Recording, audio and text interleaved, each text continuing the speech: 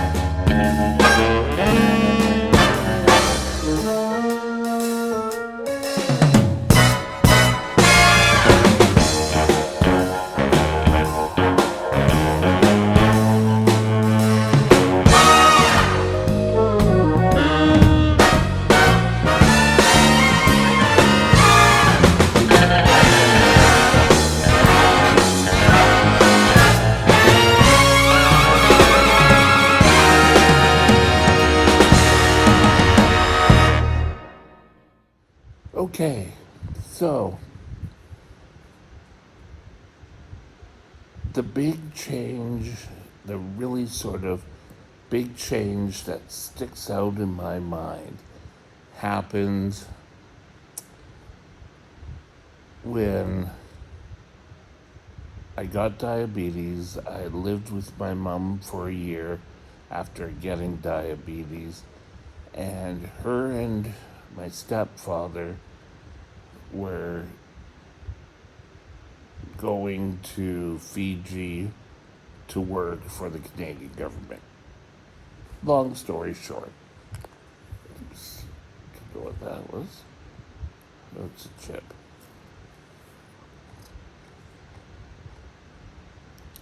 And so they went off. So my whole life was in an upsy downy world.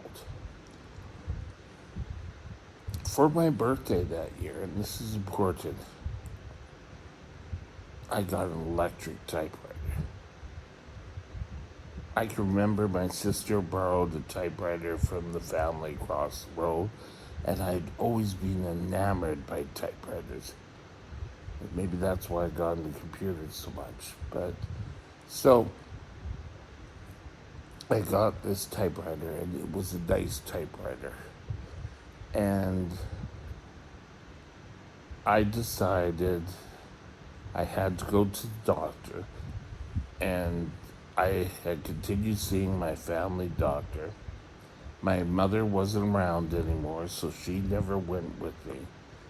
But I had been keeping urine testing just on different pieces of paper all over the place. So I decided I'm going to go sit down and type all these out.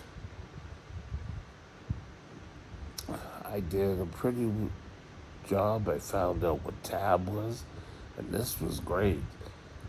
And I typed out all my urine sugars. I went to see the doctor. While I was in that appointment, I got yelled at by this doctor. How dare you bring this crap in? These are not real urine blood sugars. I had some at 4%, some at negative. They just don't make sense. Well, seeing where I am nowadays and being severe brittle, we can see why this made sense. But I walked out of there and I said, never again. I'm not going back to see that guy. I didn't go back ever again after that. He put me in the hospital once before this because of controlling insulin. I had problems. So he knew my blood sugars weren't that great, but he just assumed that everything, I was doing it all wrong. And I walked out not doing anything. I was 15, and I can remember thinking, you know what? I'm not going to go. I don't need a doctor. The adult in me should have said, hey, maybe you need to get a new doctor then. You can go see a doctor. I was of age. Well, not quite of age, but I could made arrangements. But I just completely ignored it.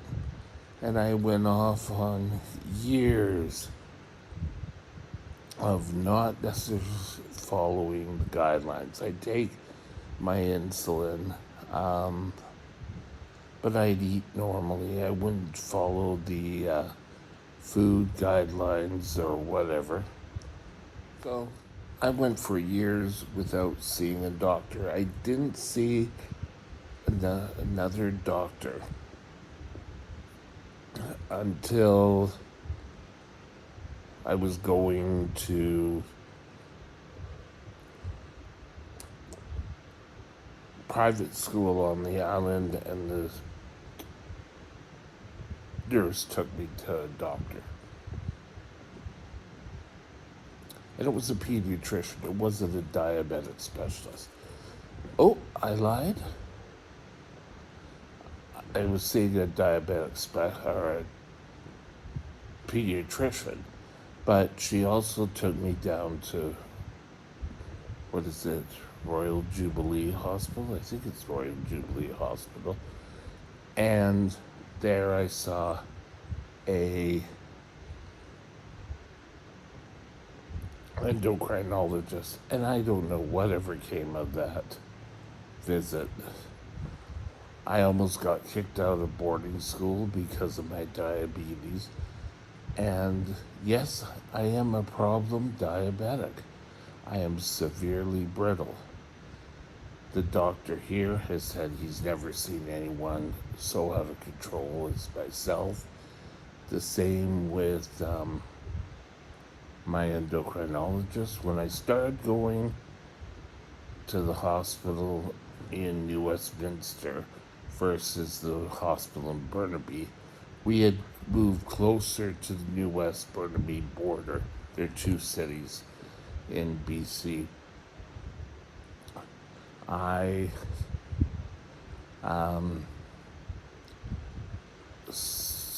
it made more sense to go to New West. It was closer for where we lived. And I went there one time having problems, went to an emergency there, and then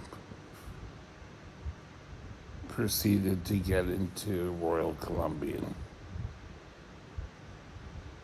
And a lot of times they kept saying, "Oh, you should go to Burnaby," and I kept saying, "No, I really liked Royal Columbian," and I got to know not just one endocrinologist, not just my endocrinologist, but I got to know all the endocrinologists. And then that's where our next story continues off. During my time, I got accused of, I'm cheating, your pump's broken, you're injecting extra insulin. There's actually a story of my endocrinologist trying to solve things because I was having so much problems with insulin and that she took it to friends, removed all my identifying features. This doctor, these other doctors took a look at it and said, "He's injecting insulin." And she said, "No, he isn't." Because I was put into a high acuity unit at Royal Columbian, which was basically a box. And you lived in this box for 24 hours a day, and they just watched you. Well, they didn't sit there and watch, but so if I was taking insulin, they'd be able to see it. I was right across from the nurse's station, and they kept trying to watch me. And they finally figured out there's nothing here. He's not injecting insulin. And they finally changed my room to a more secluded room. But all in all, that was my time, my place. But it was always, you're doing something. And when they found I wasn't taking extra insulin, you must be just injecting too. You don't know how to give insulin. We'll just have to send you and show you how to do insulin again, which everything checks out. In one of my story times, I've done, if I haven't done it, it's coming up soon, where I stayed in the hospital for pretty much 10 months.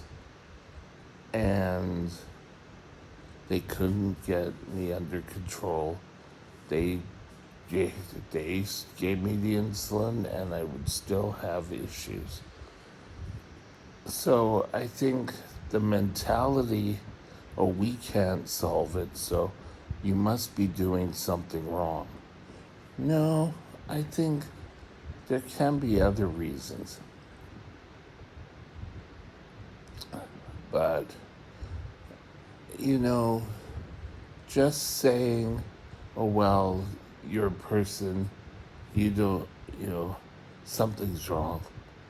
It's you because we know everything about diabetes. And it's usually an emergency physician, or in here, it's equal to a general practitioner. And nothing about his qualifications. He doesn't know diabetes. He knows that you give insulin, blood sugar goes down. You give too much insulin, blood sugar, you end up low. You don't give enough, you end up high. And when things don't work that way, so I think we have to be more open. Now, yes, there are diabetics out there who play around with everything. I'm not one of them, but I understand that there could be others out there. There's others out there who don't like to take their shots, so they'll stop taking it. Only when they really get sick do they give insulin. But that was an example of a negative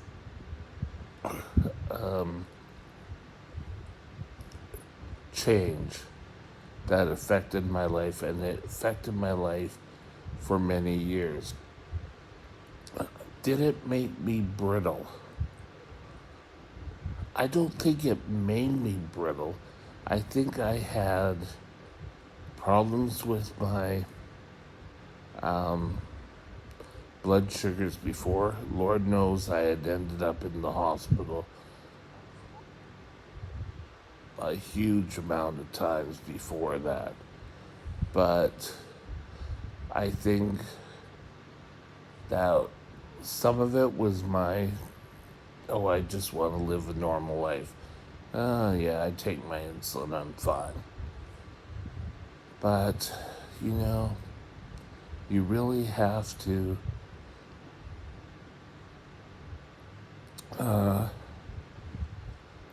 look further.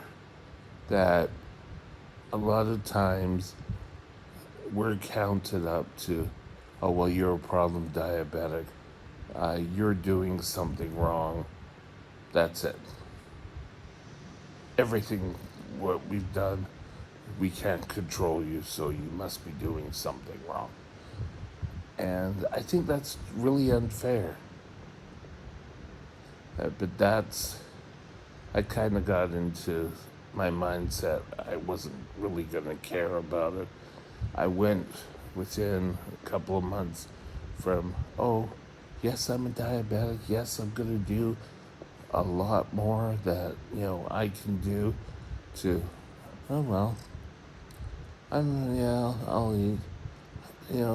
At school, I'd eat chocolate bars at lunch. A few extra dollars I had, I'd buy chocolate bars or get, they had gravy and chips or French fries and gravy. And I would just go there and eat them.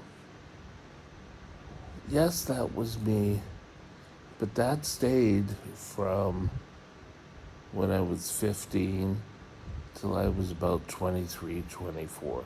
So for about 9 years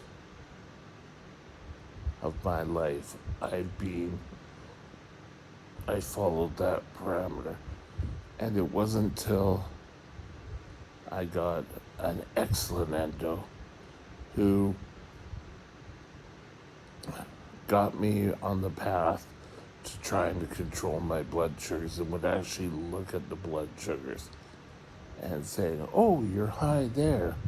Did you do blah, blah, blah, blah beforehand? She kind of really knew things. That was a big turn. And that broke me out of that cycle. And that will take us to the next one. So tune in tomorrow where we'll continue along with that. And with that, have a great day, and we'll talk later. Bye now. My email address is Mike's Diabetes World at gmail.com. All one line. Drop me